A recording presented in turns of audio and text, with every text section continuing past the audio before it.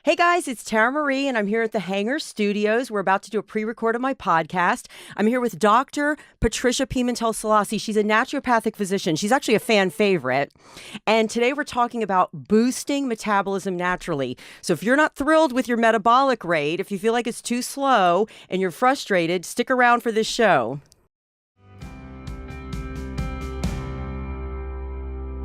I'm Tara Marie, and I'm a fitness expert, personal trainer, and motivational strategist. Optimal health is achieved when you're balanced mentally, emotionally, physically, socially, and spiritually. My goal is to bring you information that will help you be the best version of you. Hey, well, hello and welcome to Tara Marie Live. Thank you so much for joining me today. I'm your host, Tara Marie Segundo, and I'm a fitness expert, a personal trainer, and a motivational strategist. And we're coming to you once again from the Hangar Studios in New York City. Tara Marie Live is about mental, emotional, physical, social, and spiritual health. And on this podcast, I bring you information that I hope will help you nurture these different parts of yourself. Now, I love today's show because I get so many emails from people that are struggling with this problem, a slow metabolism. And they believe they have a slow metabolism based on the changes in their body that they're experiencing. People are going crazy because they're gaining weight and they don't know what to do. They believe they're doing everything right, but the results are just wrong. So what's the problem? Should you blame it on age? Can you blame it on hormones? Is it your thyroid? For that matter, can you even change the speed of your metabolism? You may think that the metabolism you have is what you're stuck with, but the truth is there are things that may be slowing down your metabolism that you're doing inadvertently, and there are things that you can start doing now to speed it up. So obviously the goal is to keep your metabolic rate revved over the course of your lifetime. So that's what we're talking about today. How can we boost our metabolism in a very natural and safe way?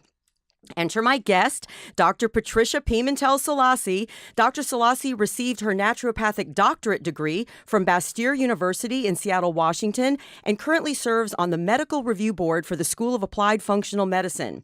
She's known as a doctor you can talk to, and her practice is centered around helping people be their healthiest selves so they can live their life's purpose. She's helped patients with a wide variety of conditions, things like acne and eczema, thyroid disorders, autoimmune diseases, type 2 diabetes, and even fibroids. Dr. Selassie lives in Brooklyn with her husband and her 5 little daughters, not 2, not 3, not 4, but 5 little daughters. So welcome, Dr. Patricia P. Selassie. Thank you, Tara Marie. I'm so happy to be here. We're glad to have you back. We were just talking before the show that in season 2, you were our kickoff guest. That was in February of 2017, and we talked about CBD oil. Yeah, that was a good show. Yeah, that was a good show. We always do good shows. Yeah, that was a good show. And I mentioned that you have the 5 little baby girls because that's a lot of kids to handle. Plus, you're in private practice. Yep, seeing patients, raising 5 daughters. And the baby's 2.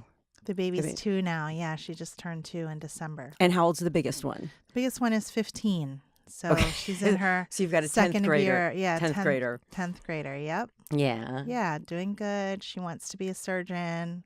Oh, yeah, I met her. I met that little. Her. She came here once when we recorded a show. I think it was the CBD show. Yeah. But so you've got a lot going on, but you're in private practice in Brooklyn as a naturopathic physician. Did I say Bastyr University right? Yeah. I did. Okay, exactly good. Right. So this is a great show. I wanted to do this show. It's a topic many years ago. We talked about it when I was on Sirius XM, and a lot of people, I still get emails about the information, asking for more information. So I wanted to revisit it because people seem confused, and I think what happens are my demographic for this show, it's male and female. Mm-hmm. And it tends to be an audience.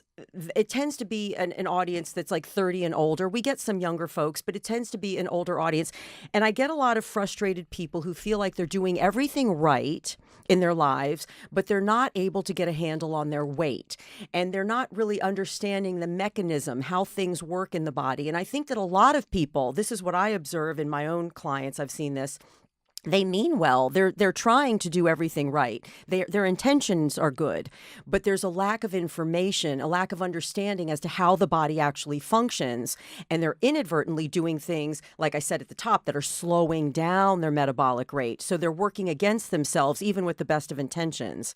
Well, absolutely, Tara Marie. I'm still surprised when I have patients that come in and they say, "Oh, I'm trying to cut my calories down." I mean, Yeah. this is what we used to do in the 80s. In the 70s when I was little, my mother, Mhm. I think my mother she used to just cut calories to try to lose weight, and it just made it worse. And people are still on that train, and so they're cutting calories and doing exactly what you just said. They're inadvertently Slowing slowing down things. their metabolism because they're following what we used to believe was the old Hmm. way of losing weight. But we now have so much more information, so many Hmm. things that can help us supplement wise.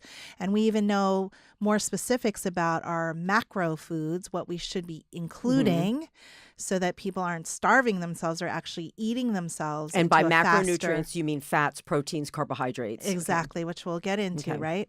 And also, and you can probably talk expertly on this, but even we know how to exercise the best way because Yeah. I think there are some people that are still just thinking cardio is the way to lose weight and also may inadvertently over the long run be not increasing their metabolic rate. One of the biggest mistakes I made. So I'm 53 now. I started out when I started out in a career in fitness. I was an aerobics instructor because back in the day there were aerobic dance classes. I'm talking back in the day, 1984, when I started when I was in college, and I didn't really get into serious weight training until I started competing at age 38.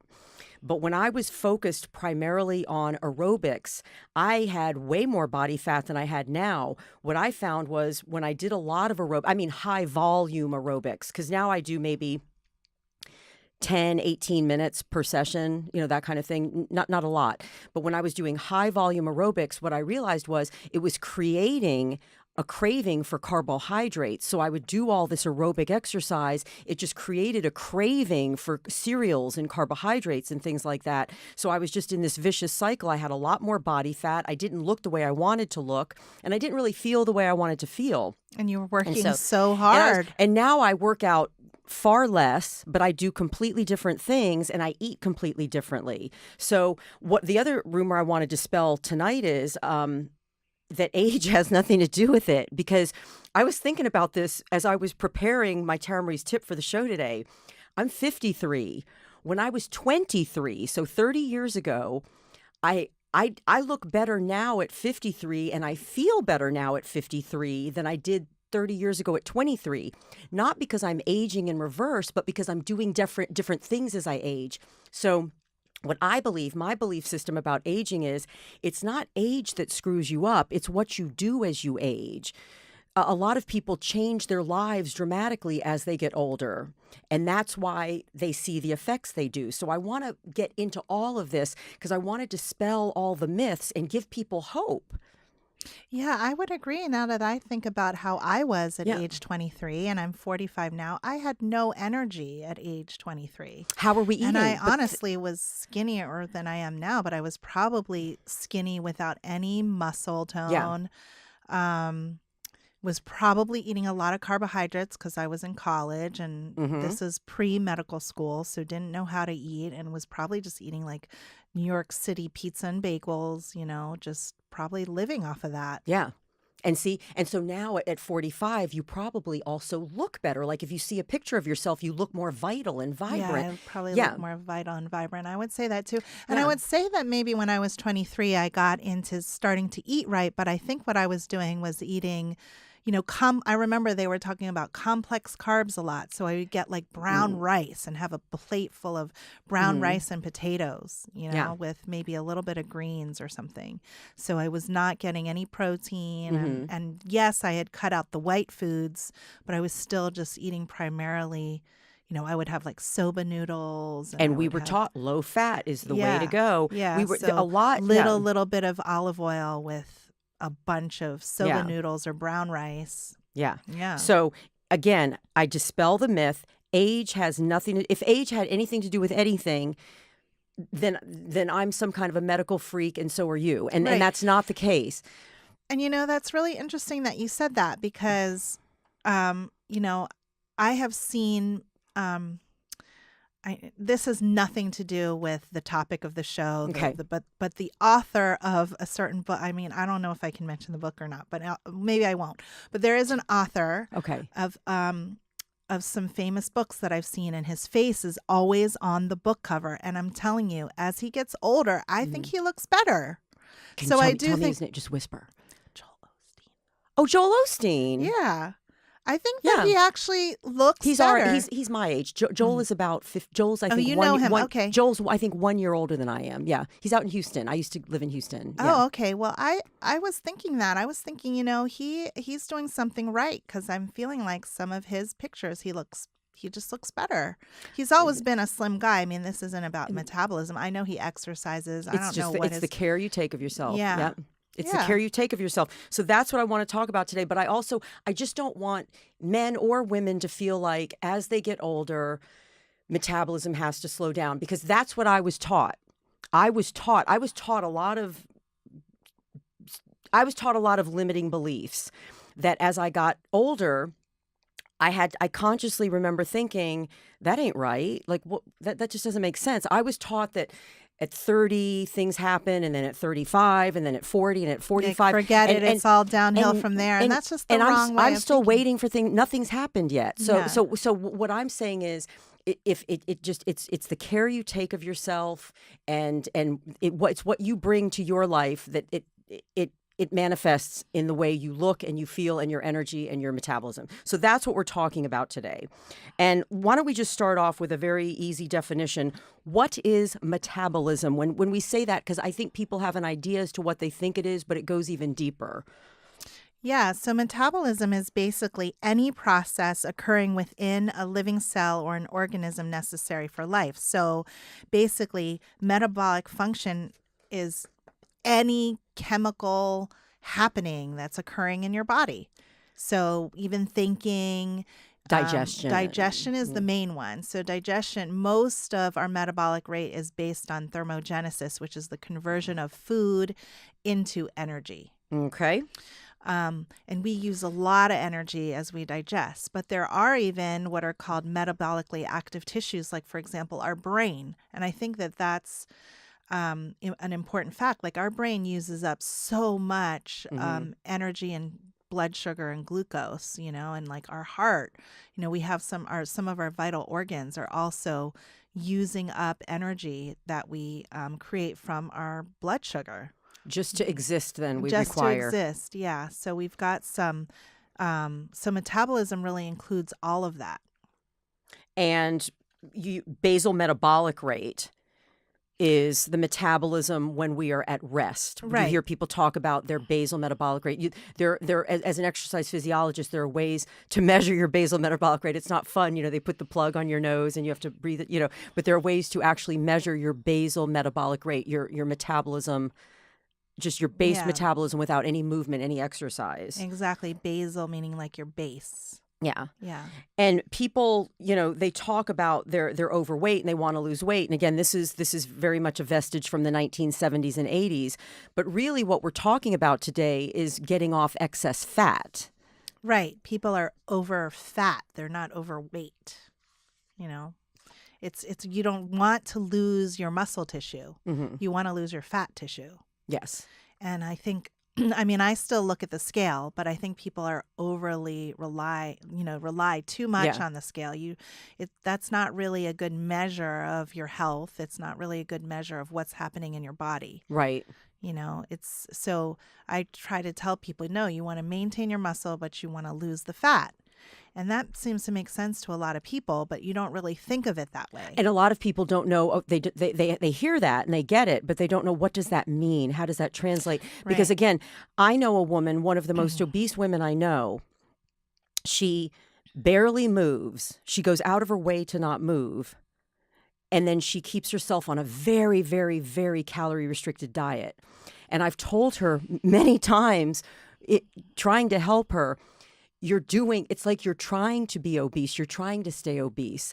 I would rather you eat more and move around some more, even if it's just your upper body, like if your legs bother you or something, because you want to keep your metabolism stoked.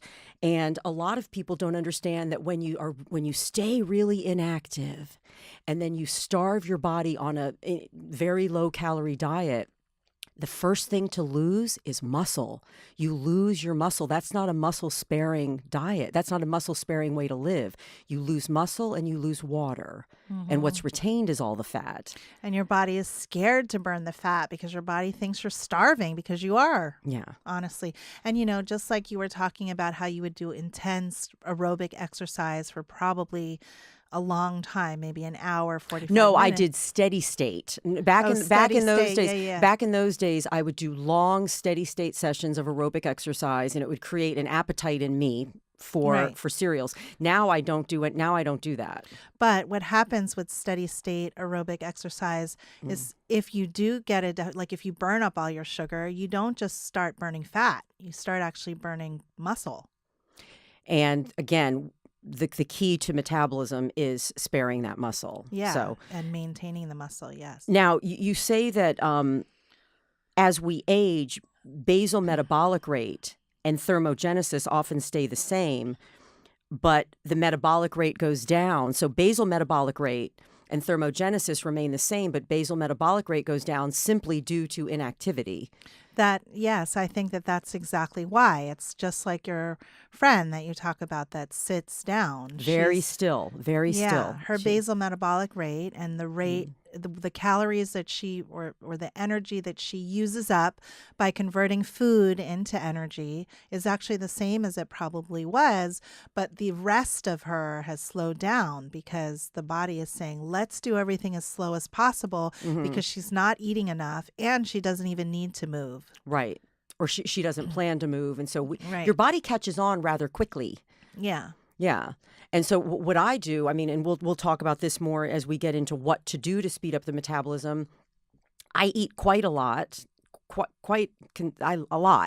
lot. My food bill is really expensive, not only because of the volume that I eat, but also because I spend a lot of money on organic produce and organic, beef and so my food bill is a lot. I eat a lot, but I also move around a lot. Yeah. And so that's the recipe for keeping your body active and keeping muscle tissue on your frame.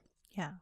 So let's talk about ways to increase metabolism. And then we'll also get in, as we talk about these ways, we'll also clue people into how you slow the metabolism inadvertently, because everybody's doing some of these. Yeah. Well, I think the first one is you've got to drink water. If you think of it, drink of it. That's kind of my mantra.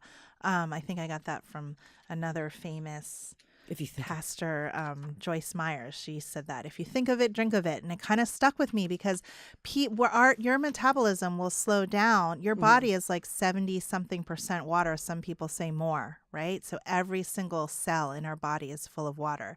And I always use the analogy, like, let's say your body is a big muddy swamp, okay? And then you've got everything crawling in there, alligators, crocodiles, fish, whatever. There's plants in there. There's all kinds of things. And if you take the water out of this muddy swamp, it's going to dry up. Sludge. And these things aren't going to move. That fish is not going to go anywhere without water. And that alligator and frog, they're just going to sit there. But let's say you do the opposite and you throw a whole bunch of water, you flood that swamp with some water. All of a sudden you got fish swimming around, jumping up.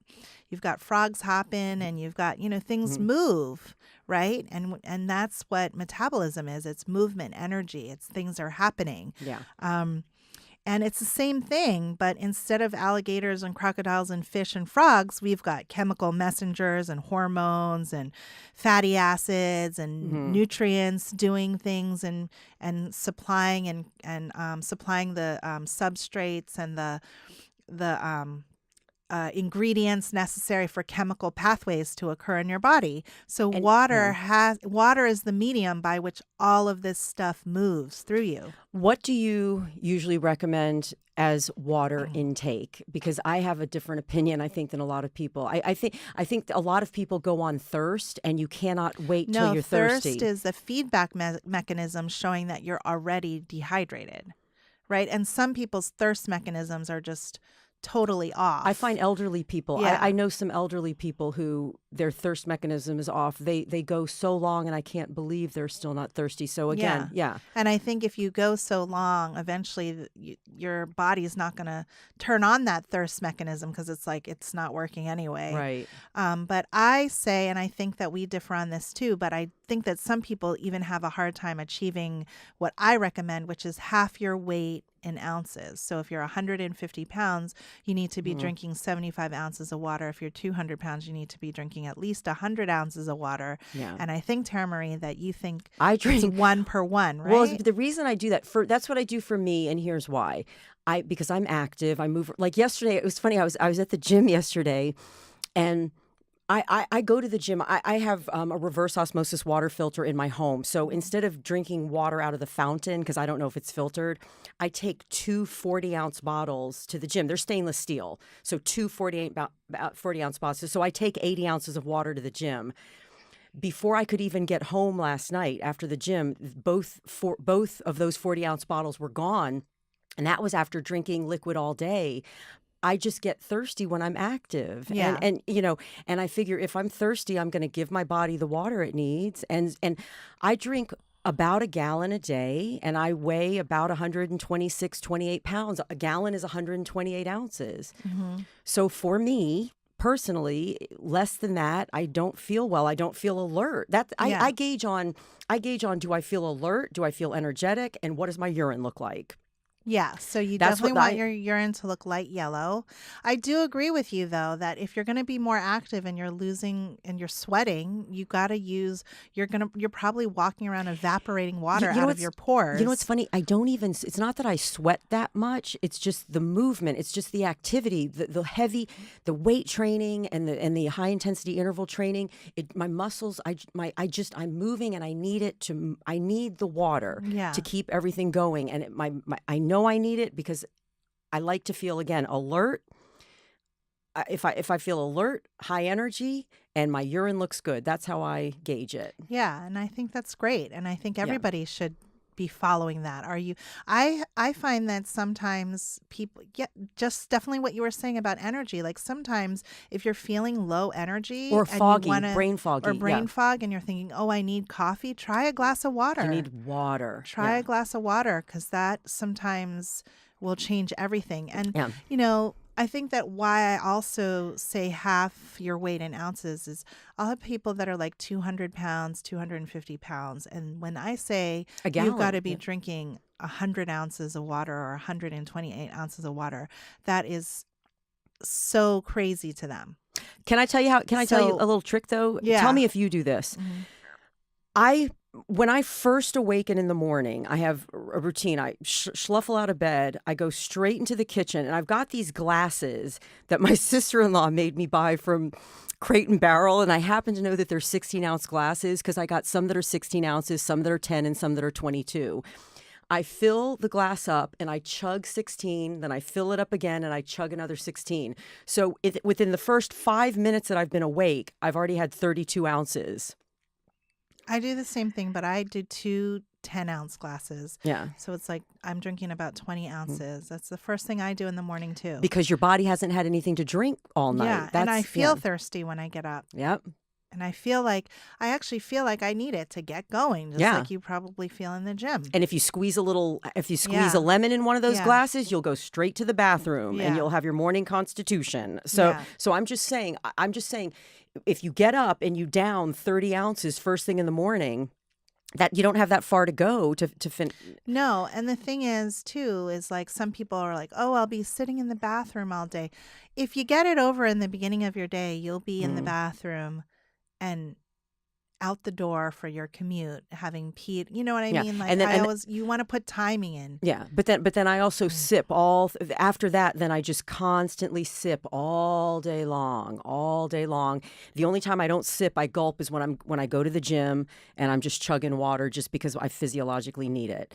So that's basically your message is every physiologic function in the body, from metabolizing food to Thinking burning fat, to burning fat for sure. requires water. Yes. Yeah. Yeah. So that's one way you can increase your metabolism straight up is drink enough water. And number 2 is sleep. Yeah. So people definitely, I think also in our society, people actually think like, oh, it's like they glorify. I don't need that much sleep. That's in New York. That's a very New York thing. Yeah, okay, maybe that's a New York thing. Like, oh, I can do fine on 4 hours a night. Yeah. Like Martha Stewart says that, yeah. Yeah, and I don't know if that's like something you should show off about. I think actually you're really not. I mean, we're not healing when we're washing dishes or sitting in our cubicle or at the computer or commuting on a subway. We're really restoring our bodies when we rest. Yeah. You know, so sleep I think is really huge. And we reset our bodies, we secrete certain hormones that kind of reset our metabolic rate. I think that sleep is definitely underrated. And if we can get more sleep, then we definitely increase our metabolism. And you recommend, even for adults, 7 to 10 hours. Yeah, 7 to 10 hours. And we're all individuals, just like you might need more water, I think, and some people might need less. I still do think that 7 is the minimum. Yeah. And that's for also releasing hormones that keep your metabolism high. Testosterone, human growth hormone. Yeah. That's all happens when you're asleep. Yeah, and you need to be asleep a certain amount of time for you to really get that release. Yeah. Yeah. Now, if people aren't getting that amount of sleep, because what I try to do is when I don't have something directly in the morning for which I have to set an alarm, I try not to set an alarm and I just let my body naturally awaken. And sometimes it's after 7 hours, sometimes it's after 8, sometimes it's after 10. Yeah. Yeah. Yeah, that's great. I do think that there's something to be said about, well, we're as human beings, we're diurnal in nature, like the opposite of nocturnal. Like, the rats, they get up at night. The humans, they get up in the day. So I do think there is something to be said about getting sleep before midnight. I think is a deeper, more restful sleep than any sleep that you get after midnight, because we don't do this now. I'm bad about it. Horrible. Yeah. Before screens and TVs and smartphones and tablets and electricity even, we were all going to bed shortly after sunset, because then it's too dark to really do anything, and getting up at sunrise. So I think our bodies actually want to do that. Our bodies are designed to do that, and I think our growth hormones and certain things are timed along that level, but our circadian rhythms are off because of electricity. Like it's pitch black outside, but we're inside with like all the lights on. And some jobs. I've got a lot of friends who are Broadway performers. They're scooting home at 11:30 at night after a show. Exactly. And it's kind of changing things up. So I like people to get as much sleep as they can, but I really encourage people to at least, if not every night, pick some night where they can go to bed early, before midnight. Ideally, if everyone went to bed at 10 p.m., I think that's a night. I think it would be really impossible in this society today, especially if you work, to be going to bed at sunset. Do you know Paul Chek? Do you know Paul Chek? He's out of California, but he's a health guy. He's well known in a lot of circles. He believes in bed by 10, up by 5:30. Like he's like a 10. It's not me personally. I stay up really late, and it's just the way I feel. It just feels natural to me. And I've had jobs before I've had to be up really early, and I get on an earlier schedule, and then the minute the job goes away, I drift back late. It's just kind of, it's just kind of like it's just what feels natural to me. Just like my mother loved to go to bed early, but I get your drift. That's totally true. Yeah. But regardless, the amount of time you need to get that rest. Yeah. To keep your metabolism up. Because again, when you don't get the sleep, your metabolism starts to dial back. Yes, absolutely. Letter C, eat protein. This is, again, to keep your metabolism up, especially for breakfast, you say. Well, I say especially breakfast because again, there is a timing to all this. But most Americans, we eat a standard American diet, which is pancakes, waffles, danishes, donuts, Coffee. Yeah. yeah, Yeah. with coffee and some orange juice. So very, very like a completely carbohydrate breakfast Yeah. with absolutely no protein. Where most of us have protein at dinner and most of us have protein at lunch, but breakfast is completely void of protein. And actually, when you get up in the morning by drinking that glass of lemon water, Yeah. you're actually resetting your metabolism. Protein in the morning is another way to do that because you've been fasting all night, and so there hasn't been any kind of glucose going into your bloodstream unless you're mobilizing stores. Right. But then when you eat protein, then your body now has something to go on. But protein is better than carbohydrates because carbohydrates will go into your bloodstream like a quick swish, like a big surge of sugar into your bloodstream, which whenever you don't use all of that, it gets stored as fat. But if you eat protein in the morning, the sugar goes into your bloodstream at a slower, more even paced rate. And you kind of use it as you burn it as you move along. So in other And words, it sustains you for longer. So your metabolism gets this good like pace going. so you're advocating the protein as a means by which to stabilize blood sugar, yes? Yes. Yes. And there's other benefits too, like cognition. There's been studies showing that your brain is better when you have some protein in the morning. Children's brains do better in school when they have protein in the morning. But yeah, basically by the means of stabilizing your blood sugar. And what about fat, dietary fat? Fat can do the same thing, absolutely. So I think fat is another good thing to have in the morning. Fat also helps the brain, like fat and good fats can even remove some of the inflammation, like basically fish fat can remove some of the inflammation that is happening in your body, and that can also slow down your metabolic rate when you have too much inflammation in your body. Okay, so just to hit another point, stabilizing blood sugar by way of eating the protein and eating fat, which are macronutrients that burn they're slower through, they go slower through the process of metabolizing through your digestive system.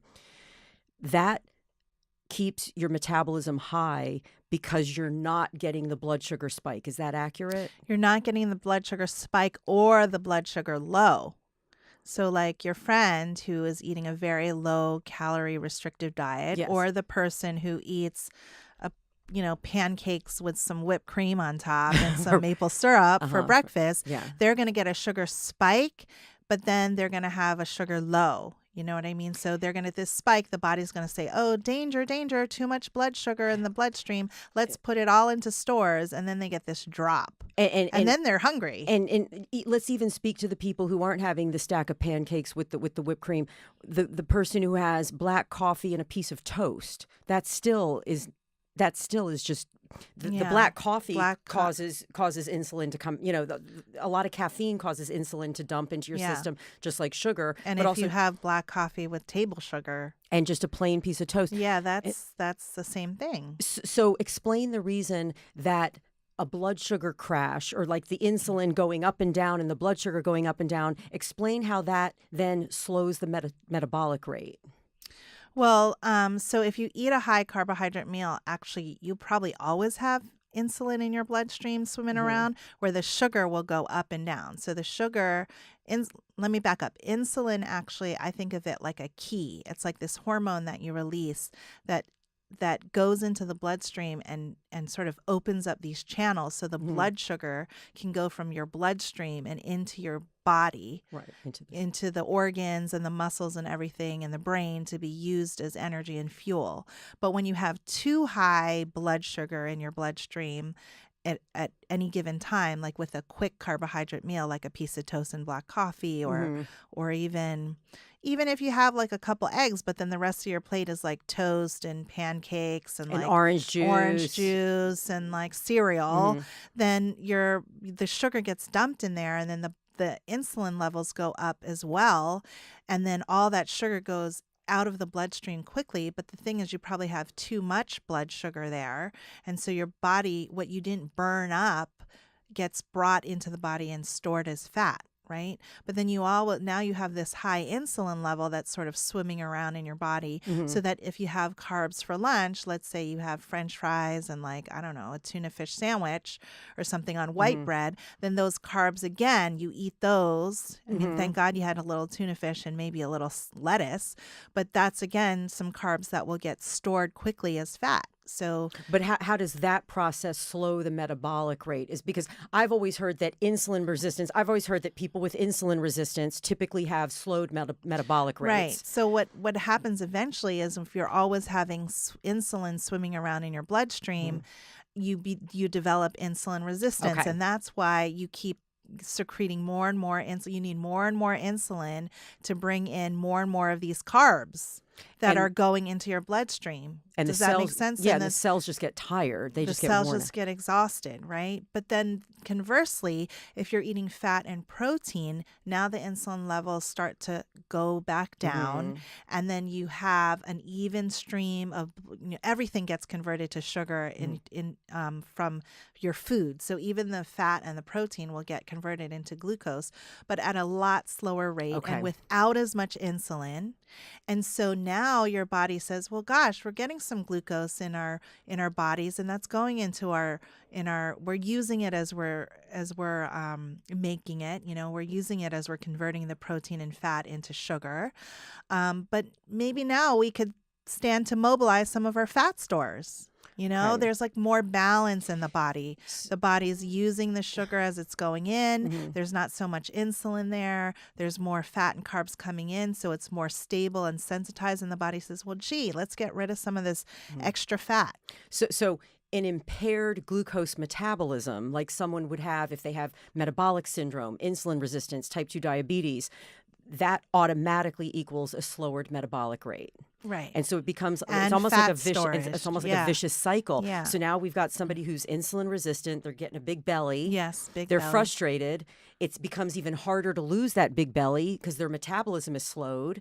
And unless they correct their eating by 86ing the carbs and putting in protein and fat, they're never going to correct their impaired No, and what ends up happening is people will say, well, gosh, my belly's getting bigger. Instead of changing what I'm eating, I'm just going to Diet. I'm going to diet. Yeah. And I'm going to just eat, instead of 3 pancakes, I'm going to eat 1. Right. Instead of a whole bowl of cereal, I'll eat half. And then your body is just like, wow, well, now we're not getting any nourishment. They're starving. Maybe there's a famine going on. Let's just slow down More. all the chemical processes that happen in their body. I think I It's told you just this story terrible. once. I know I've told Dr. Millie, but I have an aunt who has type 2 diabetes, and she's so misinformed about things. And I've tried to tell her, but she's one of these family members. I don't know if you have family members like this. Even though this is what I do for a living, and I'm trying to help with a good heart, I'm trying to help her, no matter what I know, she knows better. Yeah. Even though she has no... Even though she's... No, so she has type 2 diabetes. She has what's called central obesity. So she has normal looking arms and legs and then a big fat tummy. It's like Humpty Dumpty, right? And one day she told me, she was so proud of herself. I went over and she said, I just had lunch and guess what? She has type 2 diabetes. She goes, all I had was a plain cup of plain pasta. That was the look I made. I would have rather that she had 2 meatballs. Just Right. 2 meatballs. I would rather forget the pasta. But she was proud because it was just plain pasta. She didn't put any sauce on it or any olive oil or nothing. I wish she put some olive oil on I it. would rather she just had 2 meatballs or a piece of chicken or, Yeah. but she was, and when I explained to her why that was not a great idea for her type 2 diabetes, among other things, again, she knows better, so I usually don't repeat myself. But Yeah. but she was proud of herself because she was counting calories and she didn't put any fat on it. But so it's just this misconception about what you need to do in this case is repair the glucose metabolism. The only way to repair it is through dietary intervention, not by cutting calories. Yeah. Some of my most obese clients over the years, all they want to do is count calories. That's all they want to do. And they're the most obese people I've ever had. Yeah, it's not working for them. It doesn't. I mean, if you think about it, I think someone shared this image with me, is that a dozen donuts has the same caloric intake as like a dozen chicken breasts. But which one is going to nourish you and sustain you and keep you, which one gets you fat? It's the donuts. Yeah. Because again, it screws up your glucose metabolism. Yes. It's the mechanism in your body. Right. The next one is exercise. This is, again, how to boost metabolic rate. In the moment, and when we say these things, also, is it fair to say, doctor, we're saying how to boost metabolic rate not only in the moment, but in the long term? Because we're talking about my metabolic rate right this moment, but also in the long term. In the long term, yeah. So, I mean, we know this. Like Tara has these great muscles. She's been a competitive bodybuilder, right? Yes, since I was 38. So let me tell you, Tara, when she's 80 or 90, she's going to be healthier because of this. She's going to have a healthy metabolic rate because she has this muscle there. And and I honestly think that when I was 23 and maybe a lot smaller than I am now, but completely chicken legs and weak. Yeah. Honestly, I wasn't as healthy as now after I've had 5 children. And I'm a bigger person, but I'm a lot healthier because I have included weight training in my life. And I think that people they think that, I got to go into the gym and I got to burn calories. So I'm going to get on the elliptical or the treadmill and run for 45 minutes. And it's not going to be as efficient for you as if, I'm a busy person. So I spend probably 25 minutes or less if I have the time to exercise. But I think that has increased my metabolism versus somebody else who's running 7 days a week or 6 days a week for an hour and a half in the gym. Well, so listen, so you'll love this story. When I remember back in the day, like 15 years ago, when I was first starting out competing, I was dating a guy who had been a professional athlete. And he said to me something that was really true. He said, Tara, go into any gym, look at all the people that are running like gerbils on all the cardio equipment. Now swing your eye around and look at all the people in the weight room. Who looks better? And I thought about it. It's really true. Yeah, like what bodybuilder has a round belly? The thing is I'm with you. I don't have a lot of I don't have 5 children and a husband and a partridge in a pear tree, but I'm also busy, so I have to prioritize when I go to the gym. Back in the days when I was prioritizing cardiovascular training, I had more body fat, less energy, more fatigue. I craved carbohydrates. I would just crave bowls and bowls of like grains. Yeah. And so it I didn't look the way I wanted to look. I didn't have the energy I wanted to have. And it just wasn't working. Now I focus all my time on weight training. And if I do cardio, like last night, before my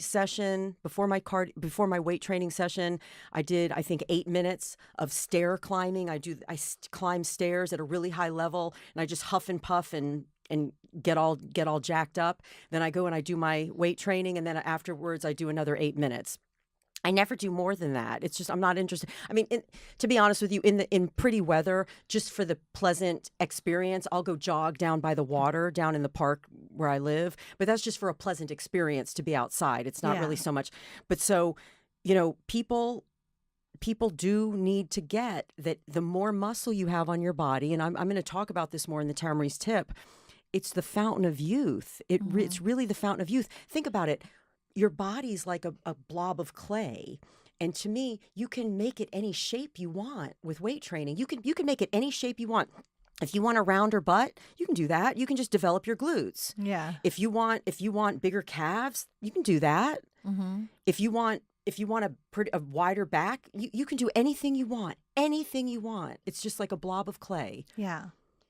And this blob of clay actually, in my view, if we look at this blob of clay that was in existence, even just 100 years ago when we had farms and we were more active, that's what we did. We lifted heavy things and we put them back down. Yeah. We didn't go out and I think that there are some tribes that used to have to run over to the next tribe and maybe that was their form of travel, like running straight for an hour. But I don't think that was something that every day that happened every day. You know what I mean? If people had to move, I don't think it happened every single day where they would just go and run for 2 hours, maybe. But I do think that people would run and stop and lift up heavy things and put them back down. I like training to mimic life. And I don't know about you, but my life, I'm racing to catch the bus that I left the house 4 minutes late, so I'm sprinting to catch the bus. Yeah. Or I'm sprinting to the subway station, or I'm running out into the street to catch it. My life in general is very stop, start, race, stop. So I like to train high, pull it down, that kind of thing. Yeah. So I try to make my training mimic life, which is there are times of push, there are times of rest. Yeah. And it's not even about that.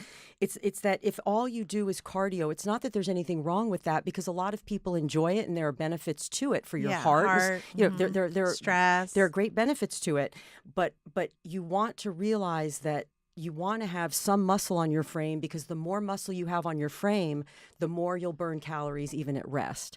But just but I mean, even just the studies show high intensity interval resistance training is really the best kind of training to increase your metabolic rate. And there's also... And that is what that's referring to. High intensity intervals is kind of what Tara's talking about. Run and stop, run and stop. That's how... Yeah. All out exercise and then resting. And the resistance is important. That's the weightlifting. Yeah, and you've heard of excess post-exercise oxygen consumption, EPOC. Yeah. So this is an important concept that people may or may not understand. EPOC, excess post-exercise oxygen consumption, is the raised metabolism that's measured in exercise physiology labs after exercise. And what that means is when you stop your exercise session, your metabolism stays revved up for a period of time. What science has found is that the higher the intensity of your workout, the higher your metabolism stays and longer.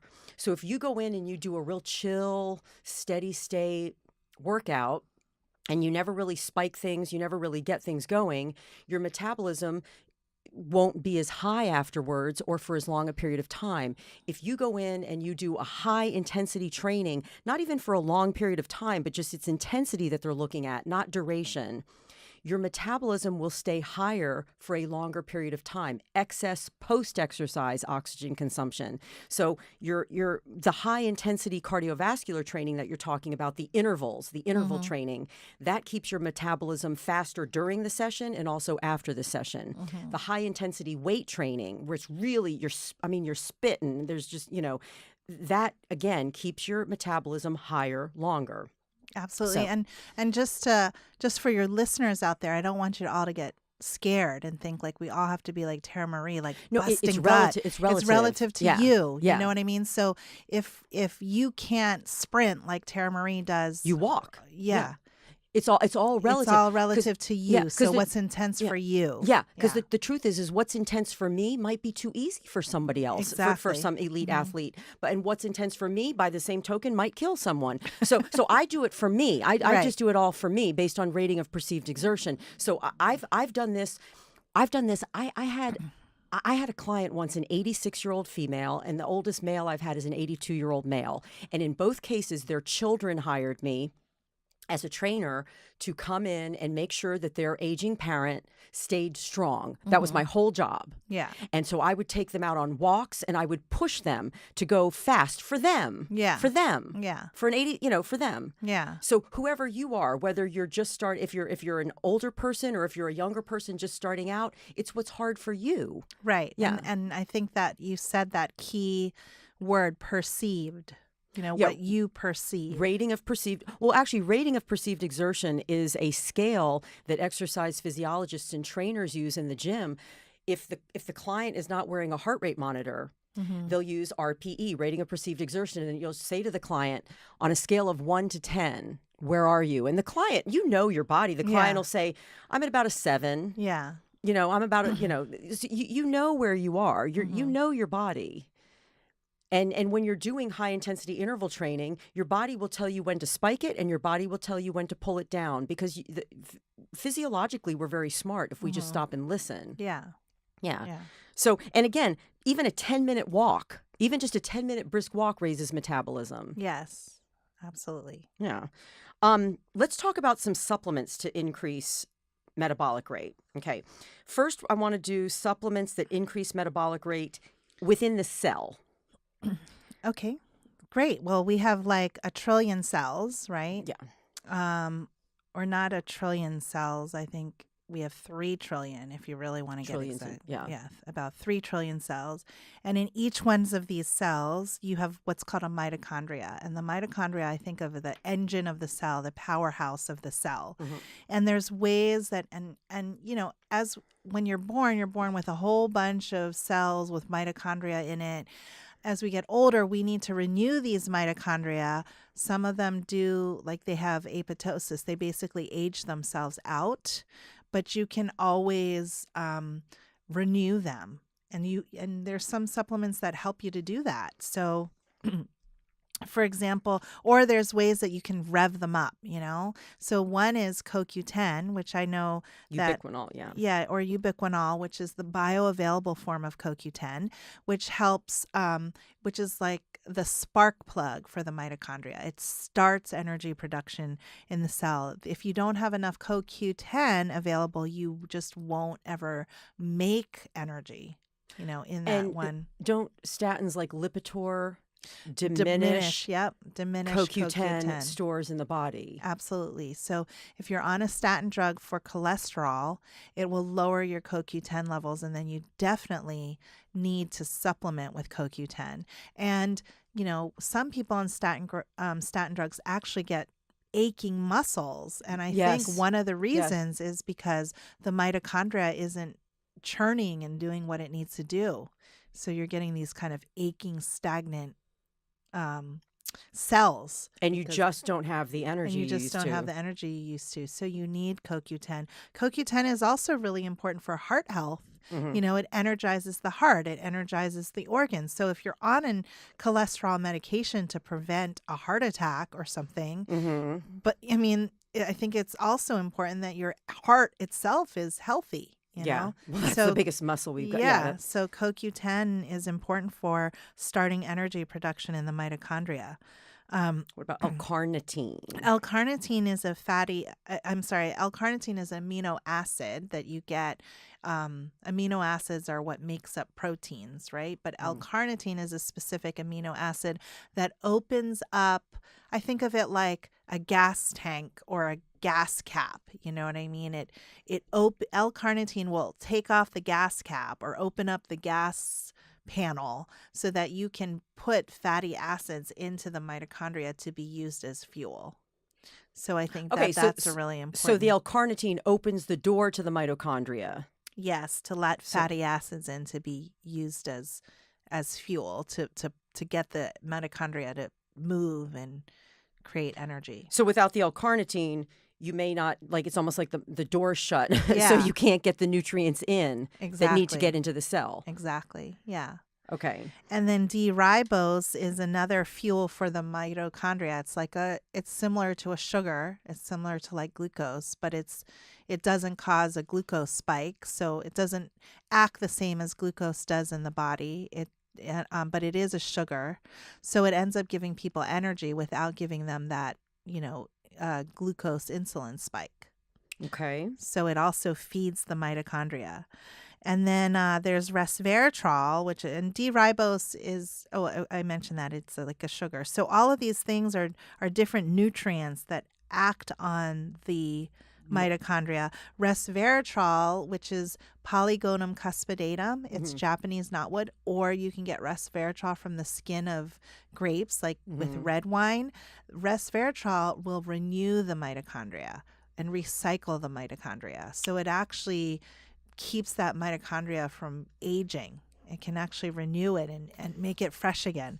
So you've got, if you're on those 4 supplements, if you got CoQ10 starting energy production, and you have L-carnitine opening up the fuel tank to let the fatty acids in, and you have another fuel source like D-ribose, and then you have resveratrol renewing the whole thing, the whole mitochondria, then you will be unstoppable. Your metabolic rate will be churning. Well, this increases metabolism in the cell. So and you say that as we age, we lose mitochondria. They die off. Do they die regenerate? off. What the Well, they can regenerate with resveratrol and just other antioxidants. And that's why little kids are so energetic. Yeah. And they're my 2-year-old will just say hi to me, and she'll jump up and down like 25 times. And she's just saying hi. Right. You know what I mean? Right. But it's because her little mitochondria. She's got all her little mitochondria. Yeah. And then as we age, some of them die off. So we tend to be in a bit of a deficit all the time. Right.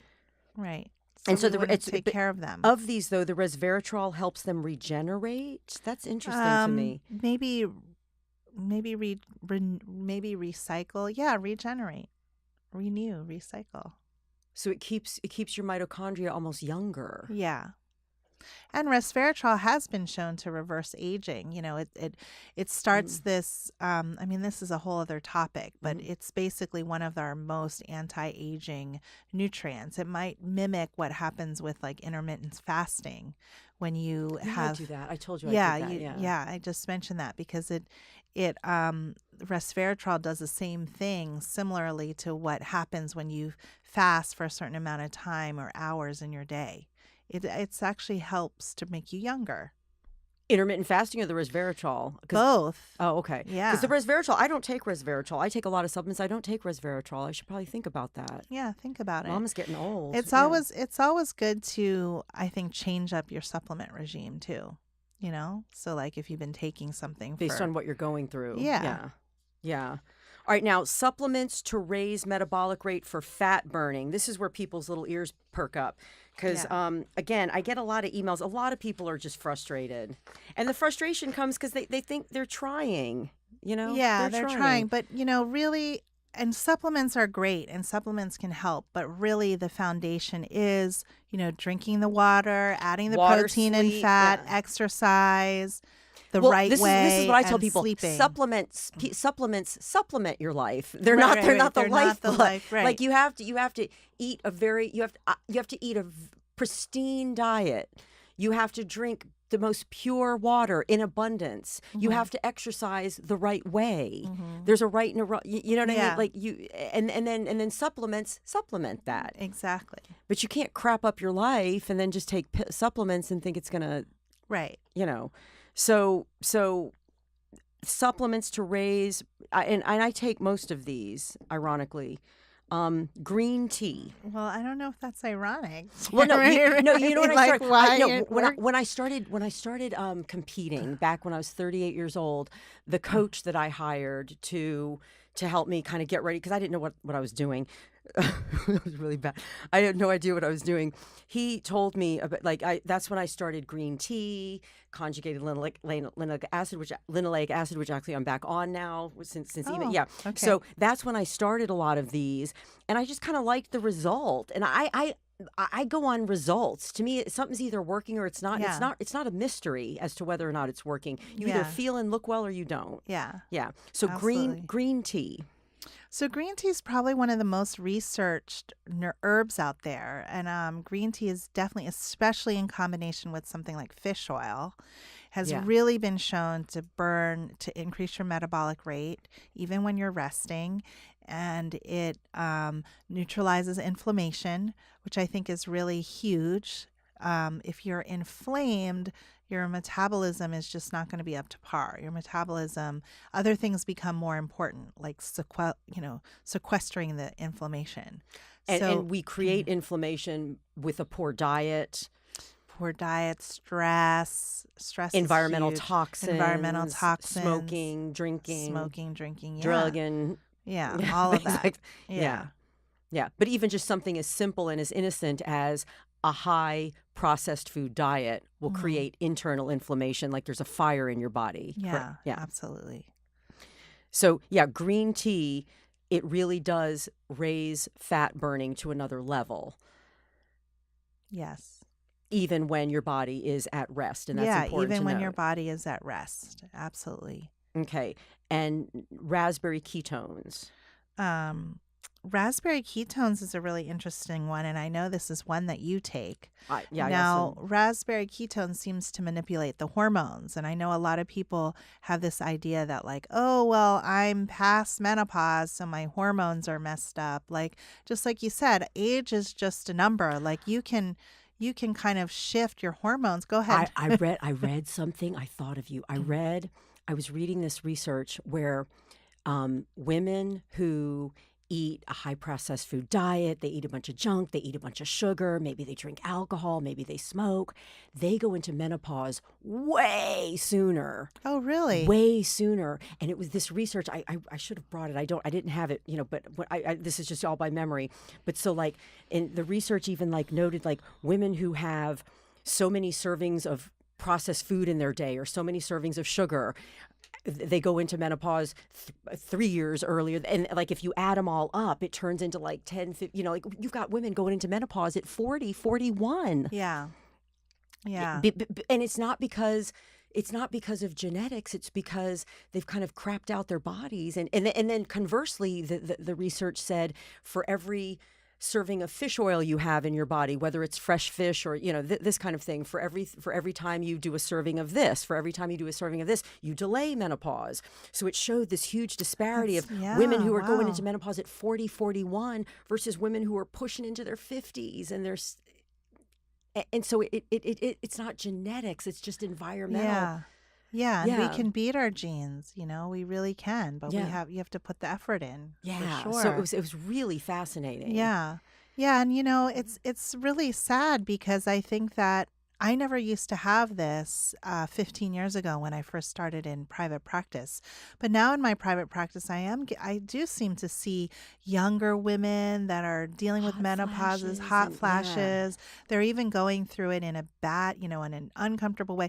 And also infertility, like they're dealing with, they're 38, they're not fertile, you know what I mean? They're 38 is so young. Yeah. And they're like thinking, oh, my eggs are so old and I'm all that, you know what I mean? It's I really do think that environmental toxins do play a big role. That's why people are suffering. But there's lots that you can do really to keep yourself going. And I see things change. I see women get pregnant. I see women get their periods again after not having their periods. So even though we're facing this kind of like sea of processed foods and environmental toxins, you can change what you eat and you can supplement and you can drink water and you can do things, you can get sleep to get yourself healthier. So that dovetails into the comment that you made about hormones. Oh, okay. Hormones don't have to go. In other words, hormones can go crazy young.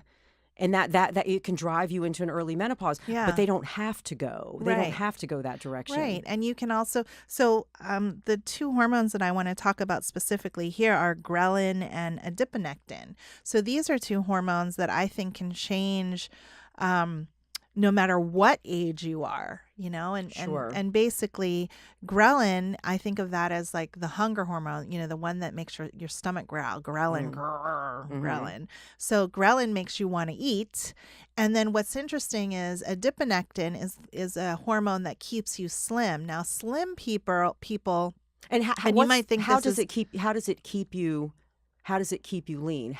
What is the mechanism by which? I'm not sure exactly what the mechanism is that adiponectin, how adiponectin keeps you slim. But what's interesting is slimmer people actually secrete more adiponectin. So that's kind of tough, I think, for some people. Vicious that have cycle. But it's conversely, the more fat you lose, because it's adiponectin from fat cells. The more fat you lose, because we were saying how we're all really over fat, we're not necessarily overweight. Yeah. Then the easier and easier it'll get to stay slim. But that's what raspberry ketones does for somebody who is overweight and secreting too much ghrelin, so they're feeling hungry all the time, and then not secreting enough adiponectin, helping to keep them slim. Okay. So raspberry ketones sort of switches that up, so they're not secreting so much ghrelin and they're secreting more adiponectin. And how many people do you hear from? Because I hear this from clients.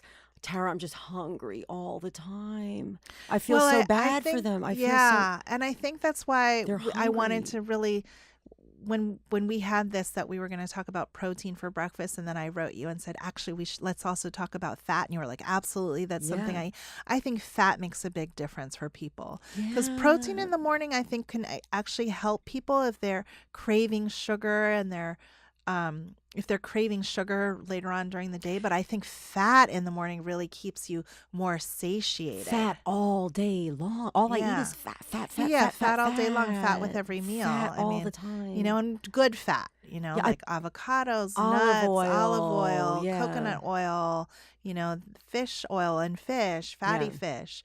These are things that will really help you. Because butter, even I remember grass-fed butter. When I was on a low-fat diet back in remember the Pritikin era back in the early '90s. I was living in San Diego. I was working at a health spa in Baja California, Mexico, and Pritikin was the thing. Pritikin, low fat. I looked like crap, man. I mean, I looked so bad. My hair looked like straw. My skin was bad. I had a bunch of body fat because I took all the fat out of my diet. Yeah. But I put sugar and carbohydrates in it. You have to you're going to have something. Yeah. Yeah. Now I went the total opposite direction. I took all the sugar and crap out of my diet. And maybe I'll have an apple or some beets or a carrots or something, but it's primarily fat, and I'm never hungry. Yeah. And I feel so sorry for people that are hungry. That's because a horrible when you're way hungry all the time, it's not. It's good. stressful. It's stressful, and stress is going to make you fat. So raspberry ketones tempers the ghrelin. It dampens down the ghrelin, the hormone that tells your brain, I'm hungry, I'm hungry, I'm hungry. Yes. Raspberry ketones tampers that, and it puts an uptick in adiponectin, which is a hormone that tends to keep people on the lean side. Yes.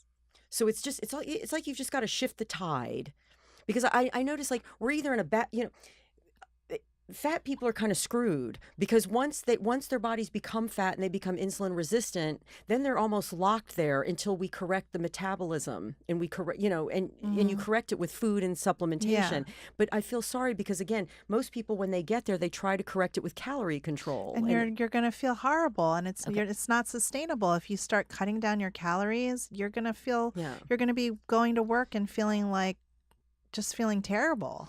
Now, you say raspberry ketones also increases norepinephrine. Yeah, which is important because norepinephrine is a hormone that can contribute to increasing your body temperature. So when you increase your body temperature, you also have a higher metabolic rate. I'm always hot. Me too. Aren't you? I'm like always hot. Yeah. Yeah, I'm always hot too. But I think that's a good sign. And I take raspberry ketones. Now, C is forskolin, or also known as Coleus forskolii.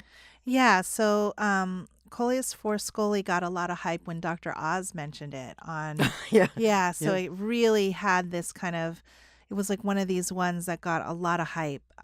I do think it's important. I do think it can contribute to metabolism. I always knew Coleus forskolii actually as an herb that really helped with heart health. It can lower, it can lower your blood pressure. It can also send blood towards the heart. But it does appear to have a slight effect on the metabolic rate. I would suggest this one for people who have high blood pressure and are over fat, because. Have you ever seen patients able to get off their blood pressure meds? Because I would love that. Yeah, I have worked with patients and their cardiologists. Like, I didn't put them on the meds, so you can't. I can't legally, or not even legally, but like morally take them, or ethically, I don't know what the word is, but I wouldn't take them off without just talking to the cardiologist as well. But I have seen patients and you have to do it very responsibly. I mean, the patient has to I mean, what I notice honestly is patients come to me and they're on 2 or 3 or even 5 blood pressure medications, and their blood pressure is still not stable. So what they have to do is actually work with me while they're on the 5 medications to get their blood pressure stable. And then when their blood pressure is stable, that's when you go to the cardiologist and say, Can I hey, doc, please can I please titrate off? Yeah, titrate off one, go halvesies on one. And sometimes the cardiologist is resistant because they'll say no, because we finally got it stable, and why should we take you off one of these? But then I'm finding now, as opposed to 15 years ago, cardiologists are way more open to talking with me. They're excited because they don't want to talk to their patient about nutrition. Right. I even had this cardiologist who like smoked and was eating McDonald's while he was talking to me. They don't know.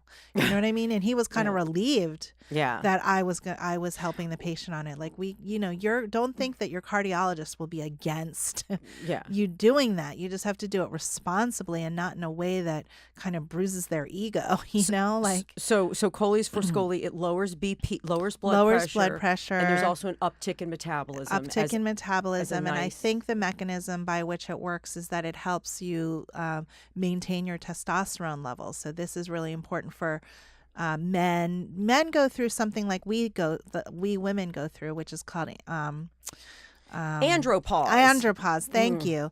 And where testosterone levels lower down, but women also need to have testosterone to keep their fat burning happening. If you don't have enough testosterone and you're a woman, then some of your thyroid hormone actually becomes bound. It's not free.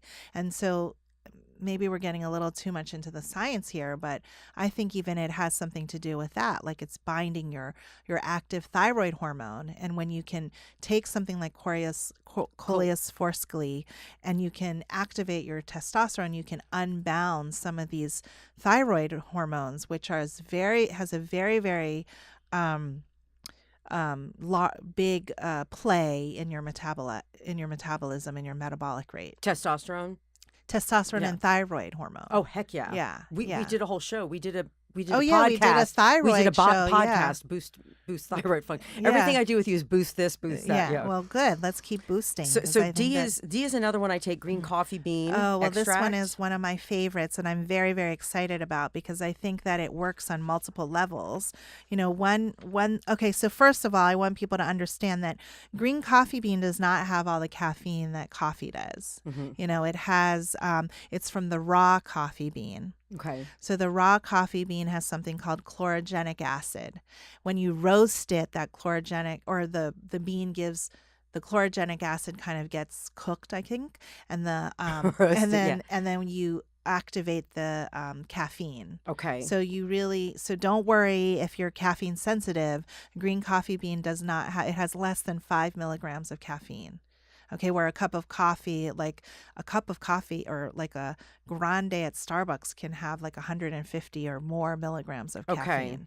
Okay, so just want to let people know that that you can do green coffee bean even if you're sensitive to caffeine. But basically what green coffee bean does is it balances that blood sugar response. It stops. So it's doing it in 2 ways. So one way, it stops. So what happens is when your blood glucose levels are low, then you mobilize glucose from your liver stores, right? And your blood sugar goes back up. But the other thing that happens is after you eat, you might also get a blood sugar spike. So that also brings the blood glucose up. So what green coffee bean does is it blunts that high sugar response from both ends, from the intake of food and also from your liver. So it's actually always stabilizing your blood sugar level. Okay, so it from both ways. And the thing is when you start to stop the blood sugar levels increasing from liver stores, then your body says, well, gee, what else can we burn? Well, you can burn fat. So it kind of helps the body shift from burning sugar to burning fat. Okay, so it blunts the body's taking of blood sugar from the liver. It kind of blunts that. And then your body goes, well, we need something, so let's go dive into the fat stores. Yes, that's what you're saying. Yeah. And it also blunts the blood sugar spike from food. It's called postprandial, so after eating, blood sugar spike. Okay. So it helps, similar to like eating fat would. Okay. So it does both, which I think is really great. Um, And what about CLA? So take that too. CLA is another one that I really like. But I do want to say that green coffee bean, just like Coleus forskeley would be for my patients with high blood pressure, green coffee bean is one that I use for a type 2 diabetic, like your aunt. Oh, you do? Yeah, definitely. Have you ever been able to get somebody, we got to keep plugging because we've got a couple more, but have you ever been able to get a type 2 diabetic off of his or her stupid medication? I hate those stupid medications. Yes. And there's, and I do it very systematically because I think that there's certain ones like some of the sulfonylureas that are terrible for a diabetic because they're pushing the pancreas until that pancreas dies, where ones like metformin and insulin might be a little bit better, despite what people think. Which is the dangerous one, honey? The sulfonylureas, which are like I don't know the brand name. I don't really like to say brand names on the just radio. Whisper. And I'm not sure if I'm getting them right, so maybe I better not. But like if you look at your medication and stick it into Google and it says that it's a sulfonylurea, then you really then you really want to watch that one.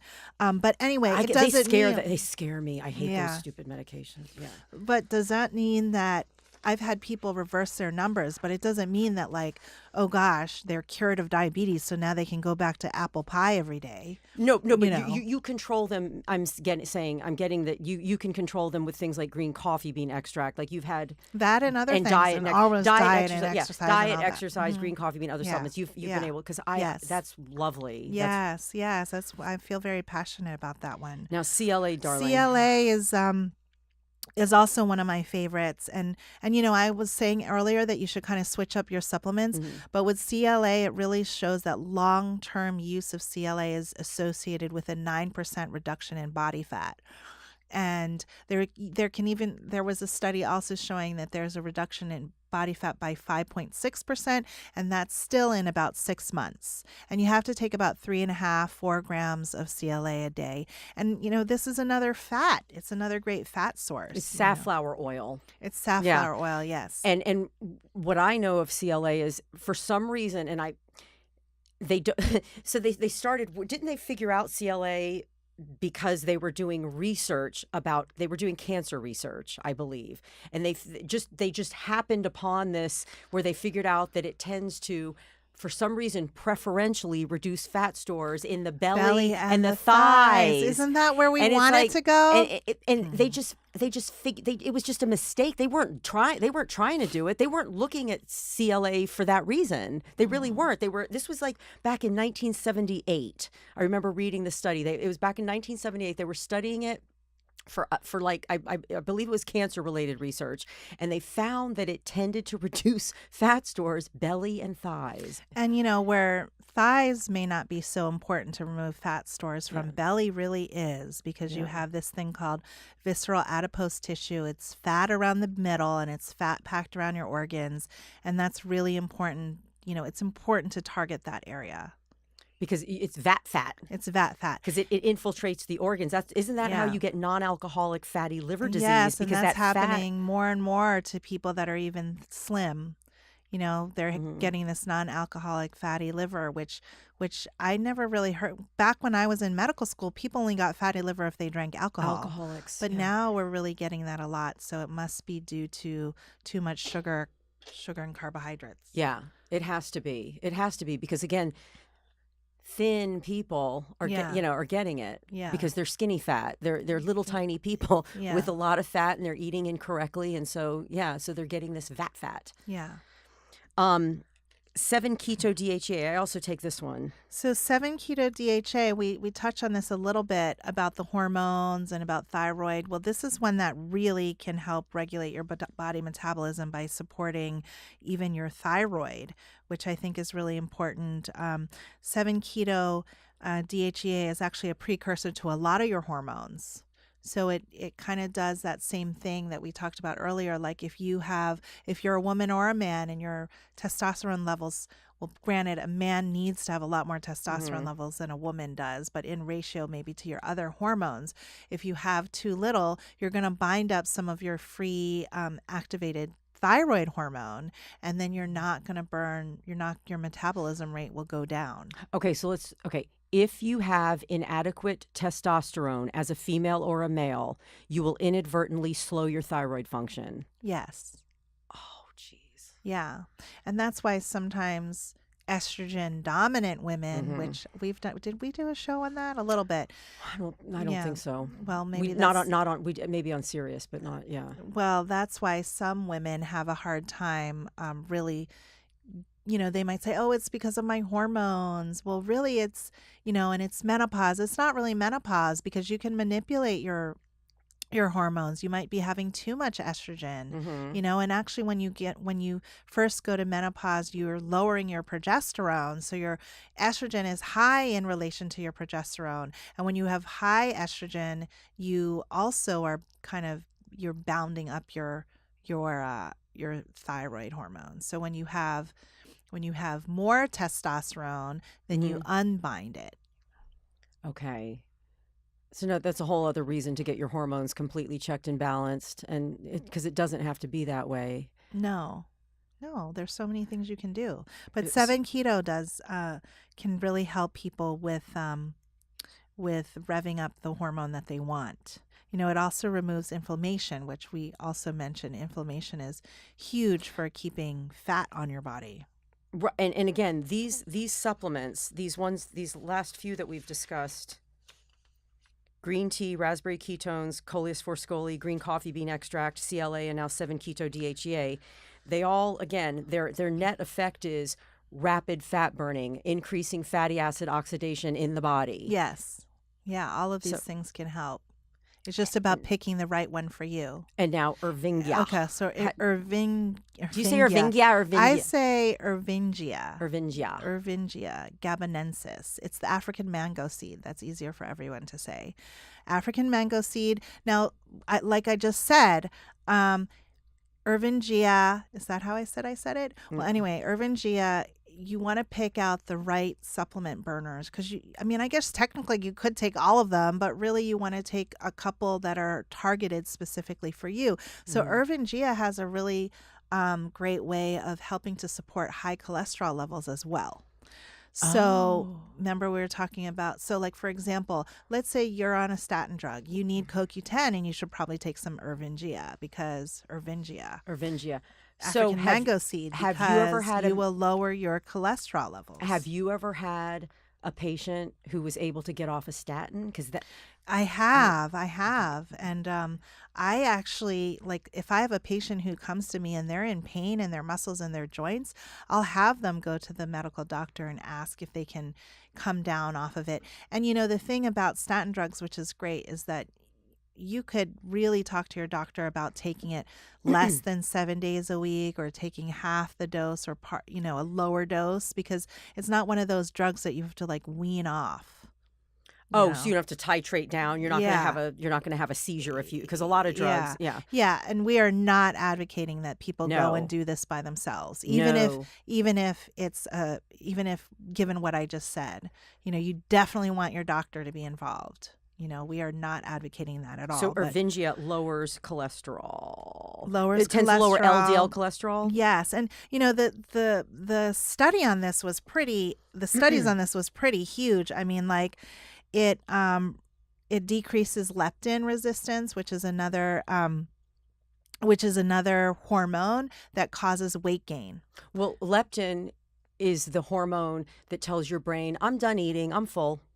Right. And I've always learned from other physicians to whom I've spoken that usually insulin resistance and leptin resistance go hand in hand. So if you have insulin resistance, you can bet dollars to donuts that you've got leptin resistance, which means your brain's not being told that you're full.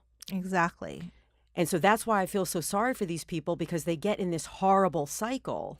Right. And if you have more fat on your body, you tend to be more inflamed, and that binds up the leptin to the C-reactive protein, which is an indicator that you're too inflamed. And it's the same thing. You're stuck in that vicious cycle. So it's happening in three different ways. Now, one reason why I really love this Ervingia is I've seen some really good results. Didn't you take it after your last baby? Yes, after the fifth baby? Yes. I don't exactly know how much weight I've lost, but I've definitely am looser in the waist and looser in the shoulders. I have had a colleague of mine. He started taking it in December of 2017. And by November of 2018, he had lost 44 pounds. Ervingia. Yeah. I mean, of course, he was working on his diet and his all that stuff. Yeah. And again, just like you said, you can't take these and expect them to be magic. Yes. And the thing about him is he was like a yo-yo dieter his whole life. He's battled obesity his whole life. And I think that's because you get stuck in that, you go on a diet, your metabolism slows down, then you gain a whole bunch of weight, and it's sometimes more than what you took off. And then you go back down, and then you struggle, and then you try this diet and that diet. And then anyway, he's just steadily gone down. So he started in, what did I say? December of 2017, and he didn't gain weight over the holidays. So it wasn't this fast kind of thing. He was just like, well, wow, this is the first time in like 20 years or 10 years that I haven't gained weight over the holidays. So it didn't just come off like quickly. He had to really be consistent. But I want to spell it for people because the way we're saying it. So it's Irvingia. That's why we're saying Ervingia. Yeah. Irvingia, the African mango seed. And again, it also lowers cholesterol. He probably had high cholesterol too. Yes. Yeah. It can help balance out blood sugar too. I mean, it's got a lot of actually. Are you still taking it? Am I still? I need to probably get a little more consistent with it. Okay. I don't take it. I don't take it. So. Well, I mean, so what I can say is that with each of my babies, I've gained a lot of weight. My first one, I gained like 80 pounds. My second one, I gained 60. My third one, I gained 40. Because we just didn't know. I mean, I really, they used to say, don't watch yourself when you're pregnant. So I think I just went to town. You know what I mean? And by my fifth one, I think I had only really gained 25, which is probably more normal. So I've probably had the same issues that my friend has with a lot of these up and down kind of weight things because of my pregnancies. And so I've gotten to a point where like I'll lose a lot of the weight in the first year. And I think some of it has to do with nursing, and I'm still nursing. But then, it has to ultimately become, for me, I think that, taking care of your body has to become a priority. And of course it's a priority for me, but what I find is I'm sort of like eating for the family. You know what I mean? Like I'm going to the store and I'm planning meals around my family, but I know that at some point, and right now with nursing, carbohydrates and everything actually has to be in my diet. But also nursing burns up a lot of calories. Yeah. Doesn't it burn up like 500 calories per session or something like that? I think so. I'm not or really maybe sure. Per day. I think that when I first give birth and with all the milk I'm making, some of it is just, I think some of the weight just falls off of me. But now that I'm nursing like a 2-year-old who I'm wanting to stop, I don't feel like it's as much as it used to be. You know what I mean? So now I'm starting to think as I get her off, I'm going to start to really rev up some of these supplements because, I also have to be careful. Like when you're nursing. I can't. But I think the key is what you said. Find the ones that work for you. I take a lot of these. Some of them I don't, but I do take a lot of them. And I started back when I started competing. So it's been since I'm 38 now.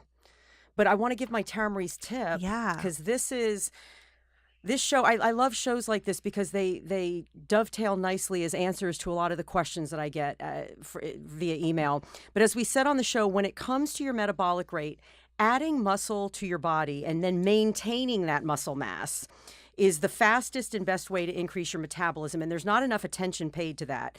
You want muscle on your body, and you want to not only add it, but maintain it. Muscle is metabolically active tissue. Fat is not. I got yelled at the last time for not putting this in. The more muscle you have on your body, the higher your resting energy expenditure. And actually 70% of calories you burn are burned at rest. So the more muscle you have on your body, it means more calories are burned even when you're just relaxing. This is something we all have to consider, especially as we get older, because I want to introduce you guys to a term that you may have not heard, sarcopenia. Sarco relates to the word muscle, sarco muscle. Penia is lack or deficiency. Sarcopenia is the progressive and generalized loss of skeletal muscle mass and strength, and it's very highly correlated with physical disability, poor quality of life, and death. It's primarily a disease that we see in elderly people, but its development can be associated with conditions that aren't exclusively seen in older people, and it's associated with being very sedentary. So risk factors for sarcopenia are things like age. Obviously, as you age, we tend to see it more and more. Gender, usually women have less muscle mass than men. And levels of physical activity. The less active you are, period, the less muscle you'll have. It's just a given. And it turns out from the time you're born to about the age of 30, your muscles grow larger and stronger. But at some point in your 30s, you just start to lose muscle mass naturally, and you lose function of the muscle just due to age-related sarcopenia, unless you work very diligently to counteract it. This isn't your destiny, but this is usually what happens unless you work diligently to counteract what happens by natural course. Physically inactive people can lose as much as 3 to 5% of their muscle mass each decade after 30. So even if you're active, you'll still have some muscle loss. So think about it. If you're inactive and you're losing 5% of your muscle mass each decade after 30, by the time you're 50 or 55, you've lost 5, 10, 15% of your muscle mass. And what does that do to your metabolism? I even found one resource that stated that after middle age, adults lose 3% of their muscle strength every year. So I've seen different reputable resources say different things, but just the idea is you're going to lose muscle just by nature of getting older unless you work hard to counteract it. There's no test or specific level of muscle mass that'll diagnose sarcopenia. But any loss of muscle matters because it lessens strength and mobility, and it takes down your metabolic rate. And by the way, sarcopenia usually ratchets up around the age of 75, but it can also speed up as early as and as young as 65. So it's a factor in frailty and the likelihood of falling or having a fracture as an older adult. And I want you guys to know that age has absolutely nothing to do with your body's ability to build muscle. I've had clients, again, I had a client, an 86-year-old woman. I had an 82-year-old male. I go to the gym with people in their 60s. I'm in my 50s. It has nothing to do with anything, age. It has to do with doing proper resistance training. Your body will respond to resistance training if it's performed effectively. I recommend weight training with dumbbells, barbells, and machines, but you can also use resistant bands. To build strength, I recommend that people do a weight load or a degree of resistance that allows for about 8 to 10 reps per set maximum. So in other words, if you're using a weight resistance or a load that you can do 15, 16, 20 reps, I would recommend making it a little heavier so you max out by 8 to 10 reps. This is the most effective rep range for building strength. And as you find yourself able to do more than 10 reps per set, just increase the load slightly and see if that's enough to be challenging by the 10th rep. I recommend you take all sets to failure. That means when you're working out, that final repetition, when you start to fail, you start to lose your ability to continue the movement in a safe way. So I want you to take all reps to failure. And also, nutrition is key. When you want to add muscle to your body, you work the muscle, you feed the muscle, you rest the muscle. You work the muscle, you feed the muscle, you rest the muscle. It's like a mathematical equation. Nutrition, the proper nutrition, is key to building and maintaining muscle mass. Again, like we said in the show, you want to get enough protein in your diet. Protein directly signals your muscle tissue to build and strengthen. And doctor, how many grams? The amount of protein per person depends on age. It depends on activity levels. It's very specific per person.